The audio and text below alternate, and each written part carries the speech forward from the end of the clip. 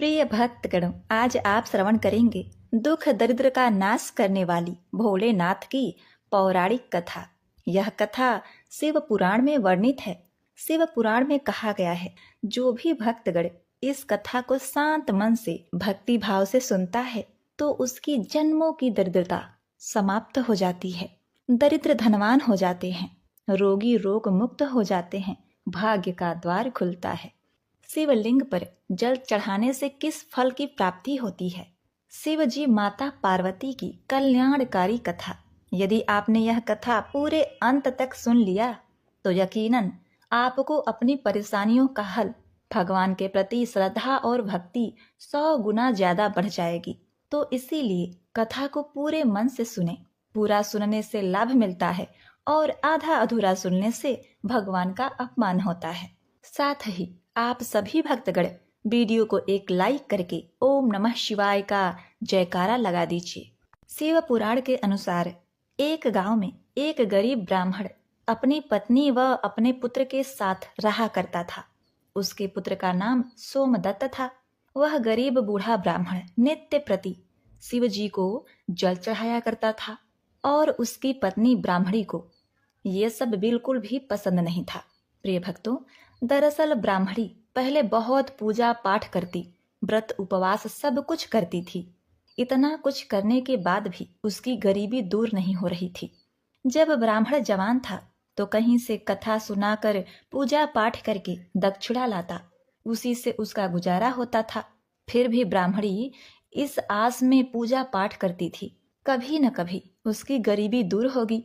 किंतु उसके पूजा पाठ का कोई फल नहीं मिला। अब तो ब्राह्मण बूढ़ा हो गया था।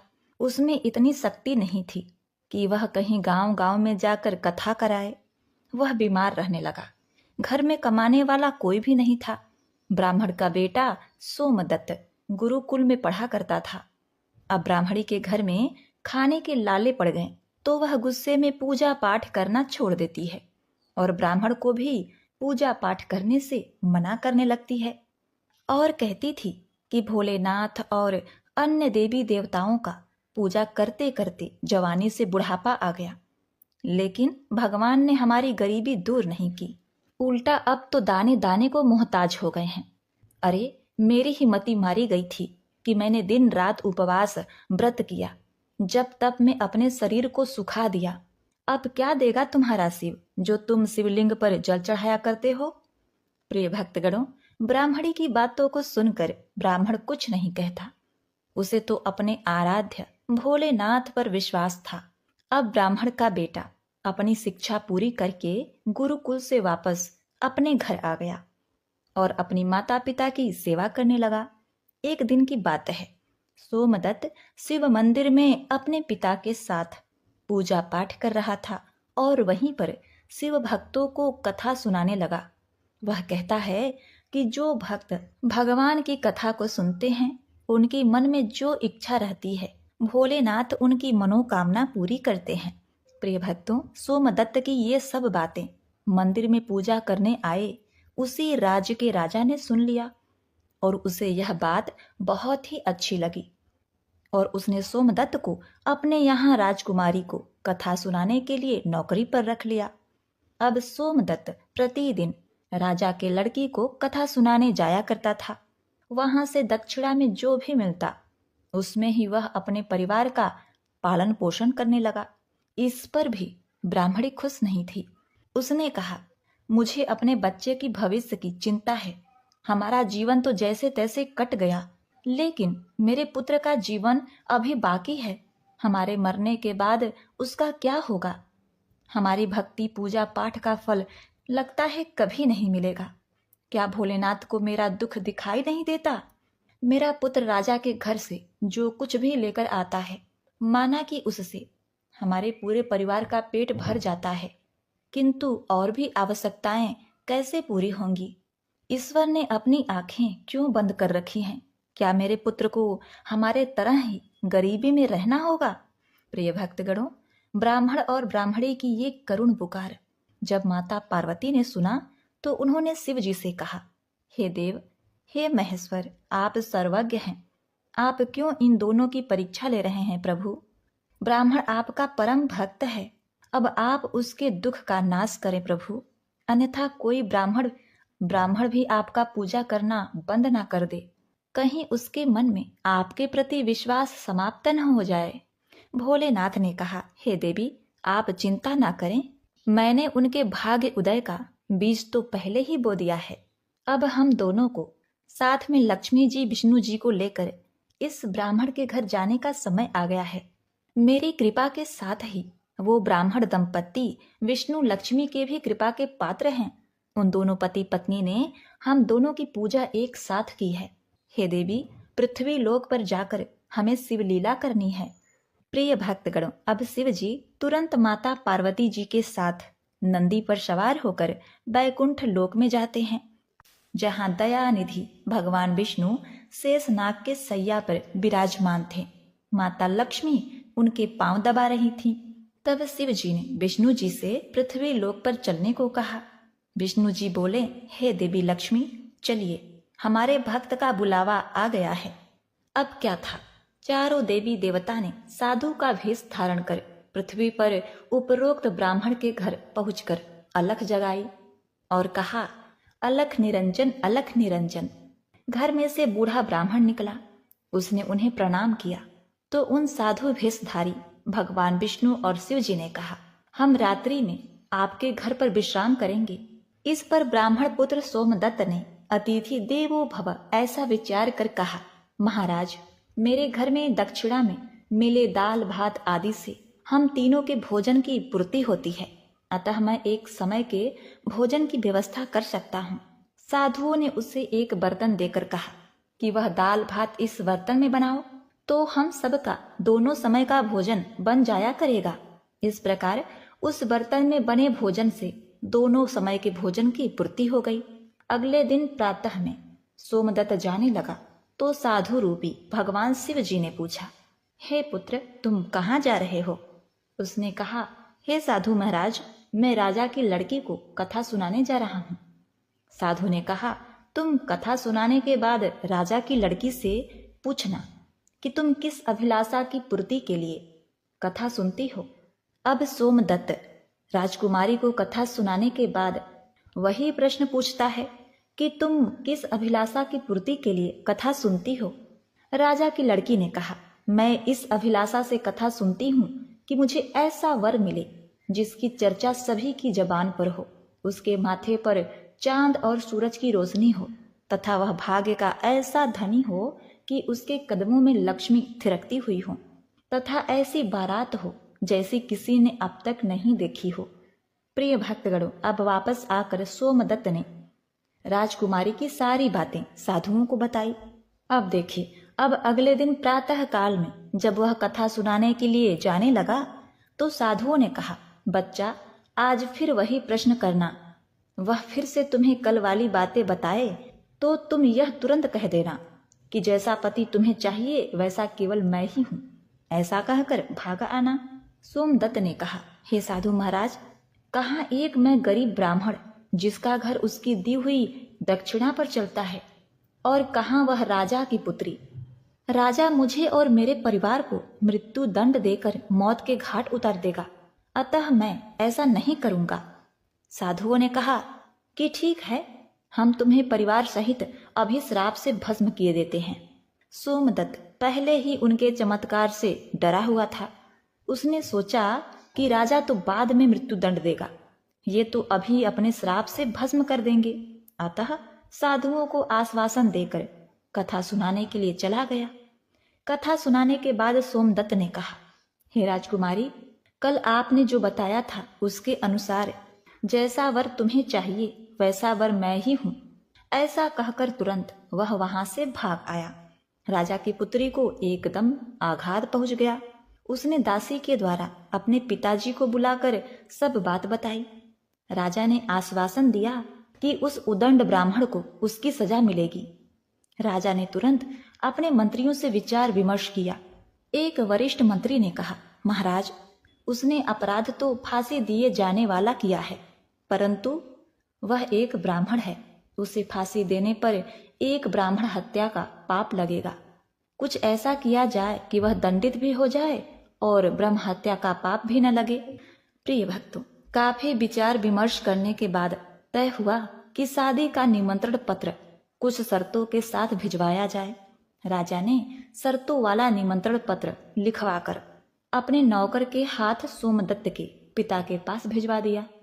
उधर सोमदत्त ने घर पहुंचकर साधुओं को बताया कि आपके कहे अनुसार कहने पर राजकन्या बहुत क्रोधित हो गई। अब शीघ्र ही फांसी का संदेश पहुंचने वाला है। कुछ समय बाद नौकर निमंत्रण पत्र लेकर वहां पहुंच गया। साधुओं ने हलकारे को सम्मान सहित बिठाकर सोमदत्त को निमंत्रण पत्र पढ़कर सुनाने को कहा। पत्र इस प्रकार था। हे ब्राह्मण पुत्र, हमें तुम्हारा शादी का प्रस्ताव मंजूर है, परंतु साथ साथ हमारी कुछ शर्तें भी हैं। हमारे द्वारा सभी शर्तें पूरी करने पर हम अपने कन्या का विवाह तुम्हारे साथ कर देंगे। शर्तें पूरी न होने पर तुम्हें परिवार सहित फांसी दे दी जाएगी। शर्तें इस प्रकार से है। पहला शर्त, बारातियों के ठहरने वाले सभी बारात घर तथा बनाए गए सभी तंबू बारातियों से भरे होने चाहिए। कोई भी तंबू खाली नहीं रहना चाहिए। दूसरा शर्त, बारातियों के आतिथ्य सत्कार में बनाई गई सभी खाद्य सामग्री उपयोग होनी चाहिए, कुछ भी बचना नहीं चाहिए। तीसरा शर्त, ऐसी अद्भुत बारात आनी चाहिए जिसकी प्रशंसा हर व्यक्ति के जबान पर हो। बारात आने पर यदि कोई भी शर्त अधूरी होगी तो बारात में आने वाले सभी बारातियों को फांसी दे दी जाएगी। पत्र पढ़कर सोमदत्त डर से कांपने लगा। साधुओं ने कहा, तुम डरो नहीं, नौकर को भोजन खिलाकर पत्र का उत्तर देकर विदा करो और पत्र में लिखो कि आप विवाह की तैयारी करें, हम फला दिन बारात लेकर आ रहे हैं। नौकर को भोजन में दाल भात परोसा गया। नौकर की थाली में चमत्कार से 36 प्रकार का भोजन बन गया। विदाई में साधुओं ने, जो कि भोलेनाथ और विष्णु जी थे, उसे मुट्ठी भर धुनी की राख व पत्र देकर विदा किया। बाहर आकर नौकर ने देखा कि वह राख नहीं बल्कि हीरे मोती हैं। वह बहुत खुश हुआ। राजा ने सकारात्मक उत्तर प्राप्त होने पर विचार किया कि वह गरीब ब्राह्मण किसके भरोसे ऐसा कर रहा है। क्या कोई दुश्मन राजा उसका साथ दे रहा है? यही सोचकर राजा ने शहर के तमाम बारात घर सजवा दिए और अनेकानेक तंबू लगवा दिए। राजा का विश्वास था कि अधिक आदमी न आने के कारण वह शर्त हार जाएगा।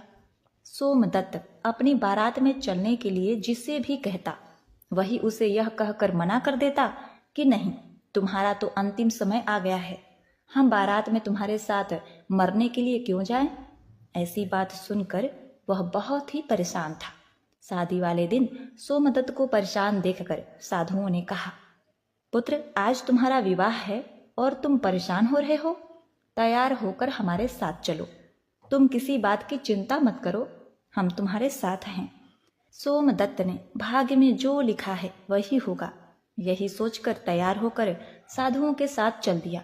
भगवान शिव जी ने इस बारात में चलने के लिए सभी देवताओं को मनुष्य रूप में आमंत्रित कर दिया तथा भूत प्रेत व अनेक गणों को भी शादी में बुला लिया, जिसके कारण सभी बारात घर व लगाए गए सभी तंबू भर गए। इसके बाद भी कुछ बाराती बिना तंबू के रह गए। राजा के पास सूचना भिजवाई गई कि बारातियों के ठहरने का और प्रबंध कराया जाए। सूचना मिलने पर राजा ने विचार किया कि कहाँ से इतने बाराती आ गए हैं, चलकर देखना चाहिए। राजा तुरंत वहां पहुंचा। राजा को आया देखकर शिव जी ने शुक्र व शनि जी को बच्चे के रूप में बनाकर भूख के कारण रुला दिया।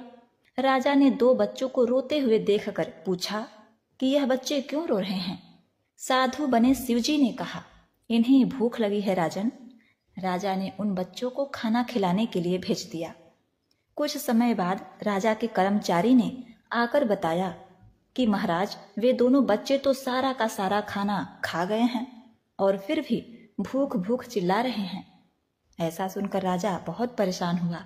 उसने अपना घमंड त्याग कर साधुओं के सामने नतमस्तक होकर कहा, महाराज, अब मेरी लाज आपके हाथ में है।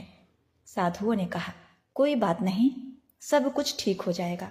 तुम घर जाकर बारात की अगवानी की तैयारी करो। राजा ने शहर को बहुत ही सुंदर ढंग से सजाया।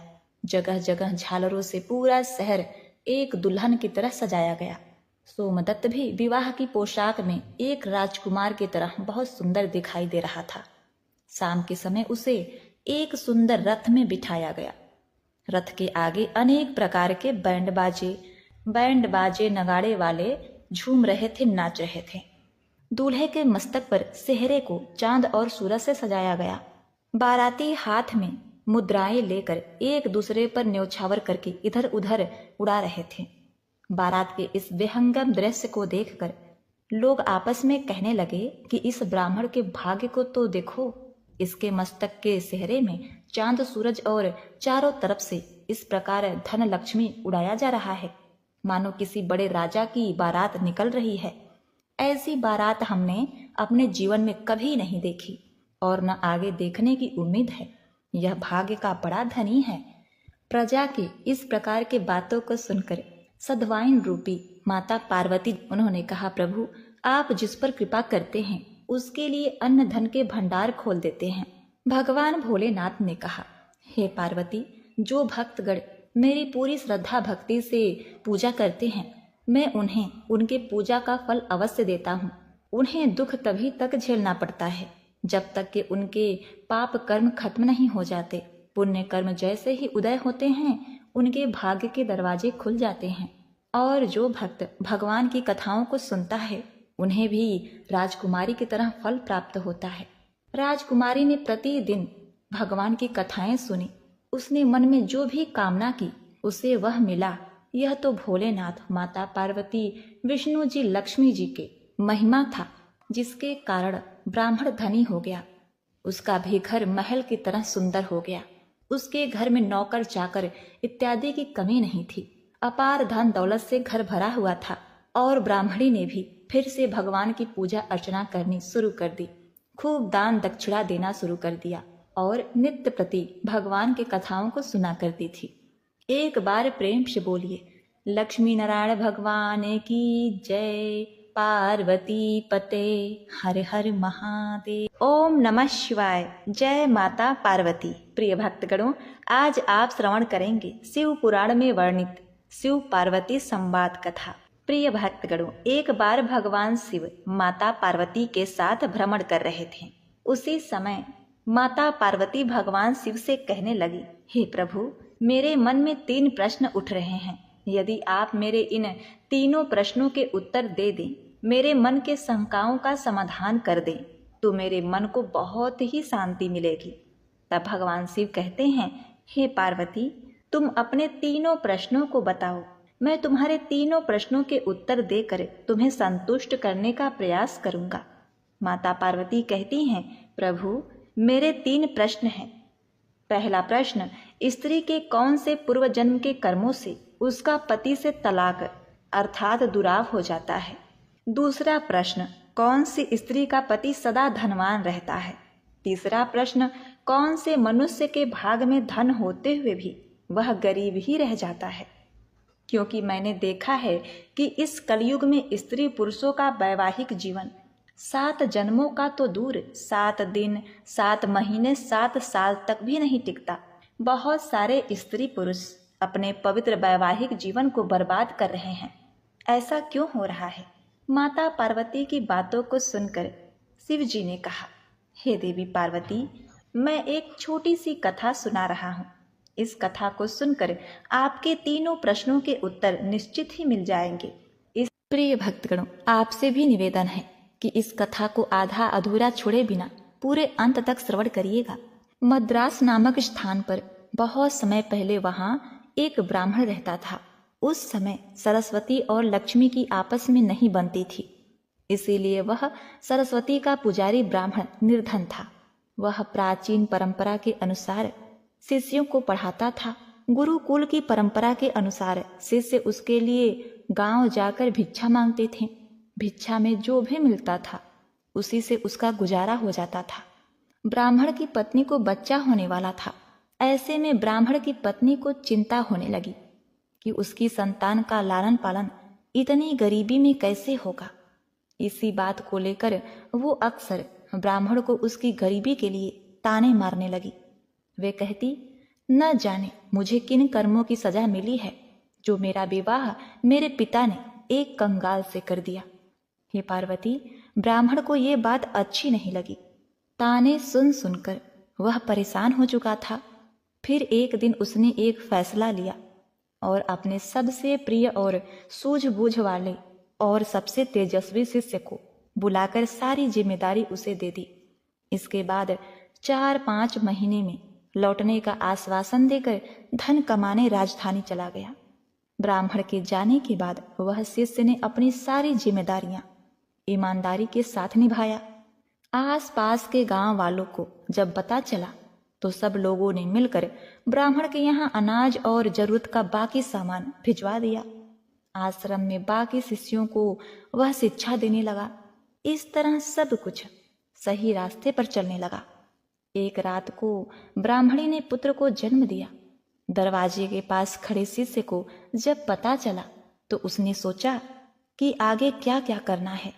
इस बारे में गांव के बुजुर्गों से सलाह लेनी चाहिए। हे पार्वती, वह जाने ही वाला था कि इतनी देर में वहां दुबला पतला ब्राह्मण लाठी के सहारे चलते हुए वहां आया। उसकी वेशभूषा देखकर शिष्यों को लगा कि शायद वह कोई भिखारी है।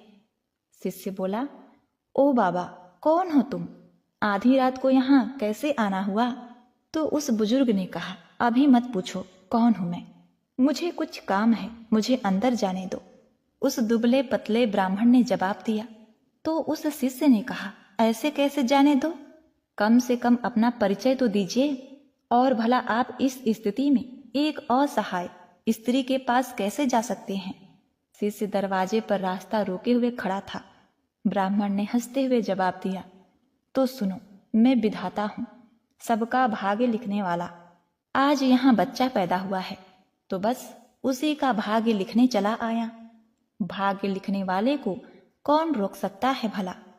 इतना कहते हुए वह ब्राह्मण हंसते हुए शिष्य को हटाकर अंदर चला गया।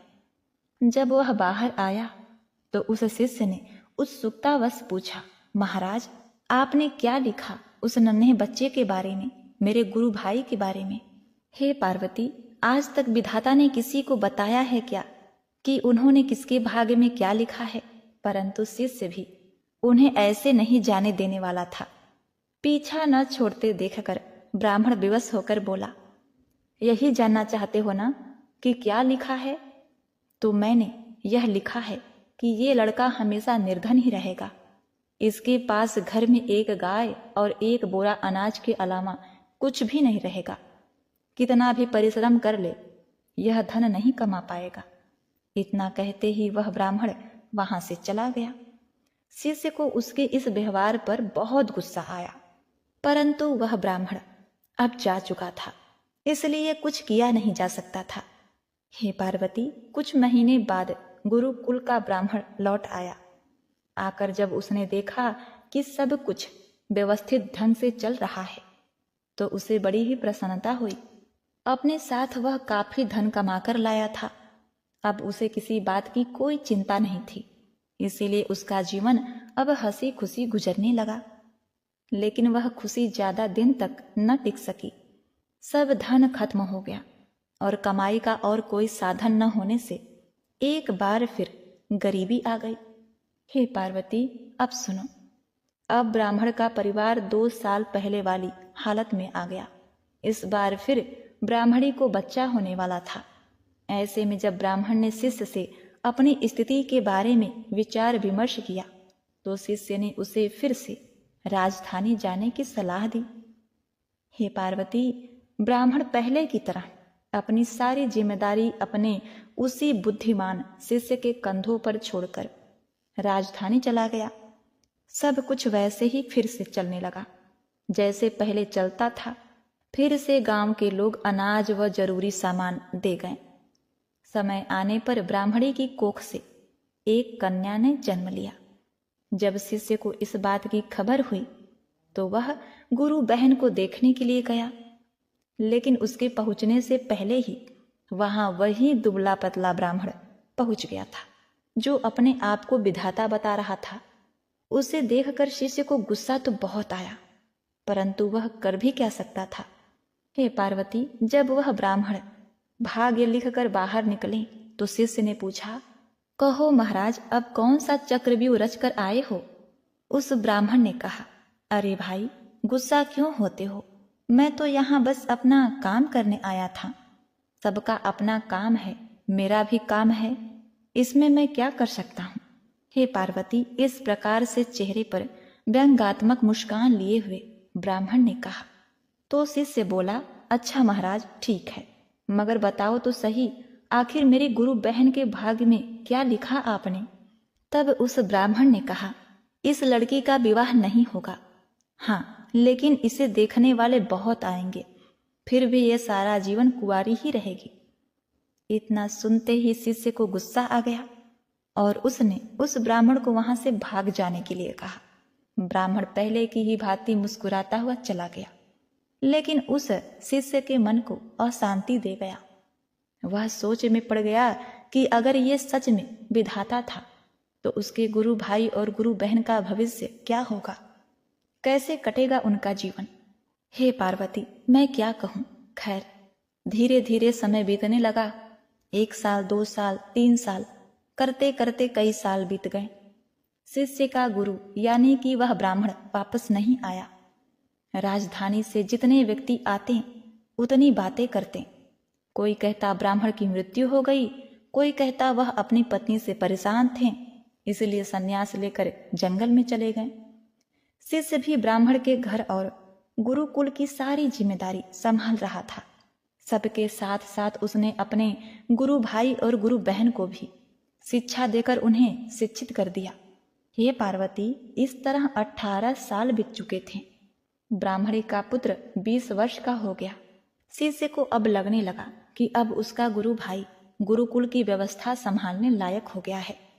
इसी विचार से अब शिष्य अपनी सारी जिम्मेदारी उसे देकर वहां से विदा लेना चाहता था। ब्राह्मणी व उसके पुत्र और पुत्री ने उस शिष्य को रोकने का बहुत प्रयास किया, मगर सब व्यर्थ था। हे पार्वती, शिष्य जब जा रहा था तब गुरु भाई उसे छोड़ते हुए कुछ दूर तक उसके साथ गया। जब गुरु भाई आशीर्वाद लेकर वापस लौटने को हुआ तब उस शिष्य ने कहा, भाई, मैं जा रहा हूं, मगर जो मैं अभी तुम्हें जो 2 बातें बताऊंगा उस बात का ध्यान रखना। पहला, कभी भी अपने घर पर अनाज से भरा हुआ बोरा और दूध देने वाली गाय मत रखना। अगर तुमने दोनों रखें तो तुम सारा जीवन निर्धन ही रहोगे। दूसरा, जब भी कोई व्यक्ति तुम्हारी बहन के विवाह के संबंध में बात करने आए तो उसे 100 सोने की मोहरें देकर जाने को बोलना, और जब वो 100 मोहरें तुम्हें दे दे तभी अपनी बहन उन्हें दिखाना। हे पार्वती, लड़के ने वैसा ही करने का वादा करके शिष्य को विदा किया और आश्रम में लौट आया। अगले ही दिन गांव के एक पुरोहित के यहाँ से एक दुधारू गाय और एक बोरा अनाज उस लड़के के घर भिजवा दिया। लड़के ने उसी समय गाय और अनाज का बोरा बेच दिया। अगले दिन फिर किसी ने एक बोरा अनाज और एक दुधारू गाय भेजी। लड़के ने फिर वैसा ही किया। अब आए दिन गायें और अनाज के बोरे आने लगे। लड़का उन्हें अपने वायदे के अनुसार बेचता गया। इससे उसका भाग्य बदल गया और जल्द ही वह अमीर हो गया। थोड़े ही दिन में उसकी बहन के विवाह की उम्र हो गई। विवाह के लिए कई लोग लड़के से संपर्क करने लगे। उस लड़के को अपना वादा याद था। उसकी बहन को जो भी देखने आता वह उससे 100 स्वर्ण मुद्राएं लेता। इस तरह वह और भी धनी हो गया। उसका जीवन सुखमय हो गया। इसी तरह कई साल बीत गए। एक दिन उस शिष्य का मन हुआ कि क्यों न अपने गुरु के परिवार को देख लिया जाए कि उनका भाग्य कैसा चल रहा है। हे पार्वती, इसी विचार के साथ वह चल दिया। अभी वह गांव के बाहर ही पहुंचा था कि उसे वहीं दुबला पतला ब्राह्मण एक गाय, एक बोरा अनाज और एक पोटली में मुद्राएं ले जाते हुए दिखाई दिया। शिष्य ने आवाज लगाते हुए कहा, अरे महाराज, कहाँ जा रहे हैं? ब्राह्मण ने उसकी ओर देखा और गुस्से में ऊंची आवाज में बड़बड़ाना शुरू कर दिया। उस ब्राह्मण ने कहा, आ गए जले पर नमक छिड़कने। देख लो, यह सब तुम्हारा ही किया धरा है। रोज एक दूध देने वाली गाय, एक बोरा अनाज और 100 मुद्राएं देते देते मेरी ऐसी की तैसी हो रही है। दिमाग काम नहीं करता है कि तुम्हारे इस चक्रव्यूह से कैसे निकलूं। तो उस शिष्य ने कहा, मेरा चक्रव्यूह? महाराज, आप भूल रहे हैं कि भाग्य तो आप लिखते हैं, फिर भला मैं कैसे आपको किसी भी चक्रव्यूह में फंसा सकता हूं? शिष्य ने चुटकी लेते हुए उनसे कहा। तो उस ब्राह्मण ने कहा, बेटा, मैं तेरी बुद्धि से हार चुका हूं, मेरी सहायता कर और मुझे इस झंझट से निकाल। हे पार्वती, तब उस शिष्य ने कहा, महाराज, झंझट से निकलना है तो ये उन दोनों की भाग्य रेखाएं मिटा दीजिए। आप तो जानते हैं कि ये कलयुग है। आज का इंसान स्वयं अपनी बुद्धि से अपना भाग्य बनाता है। उदाहरण आप देख ही रहे हैं। तो उस ब्राह्मण ने कहा, ऐसे कैसे मिटा दूं मैं भाग्य की रेखाएं? शिष्य ने कहा, तो फिर उठाइए झंझट, मैं कुछ नहीं कर सकता। ब्राह्मण ने कहा, अरे नहीं बेटा, मेरा कुछ ख्याल करो। कब तक इसी काम में फंसा रहूंगा मैं भी मजबूर हूं। शिष्य ने कहा, मैं भी मजबूर हूं महाराज। अपने गुरु को वचन दिया है कि उनके परिवार का ख्याल रखूंगा। अब ऐसे में उनका साथ कैसे छोड़ दूं? वैसे भी इस दुनिया में कुछ पाने के लिए कुछ खोना पड़ता है, और फिर मुझे तो अपनी बहन का विवाह भी करना है। अगर आप मेरी बात मान लें तो आपको अपनी समस्या का हल मिल जाएगा। हे पार्वती, कुछ देर सोच विचार करने के बाद उस ब्राह्मण ने गाय, अनाज का बोरा और मुद्राओं की पोटली उस शिष्य को दे दिया और बोले, जाओ, मिटा दी उनकी भाग्य की रेखाएं। तुम्हें उनका जैसा भी भाग्य बनाना है बना लो, मैं कोई रुकावट नहीं डालूंगा। लेकिन हाँ, मेरी एक विनती है कि इस बारे में तुम किसी को बताना नहीं तो कोई भी मेरा आदर नहीं करेगा, किसी को मेरा भय नहीं रहेगा, जिसके कारण कोई मुझे याद नहीं करेगा। इतना कहते हुए ब्राह्मण जो भाग्य था वहां से चला गया, जो खुद को विधाता बता रहा था।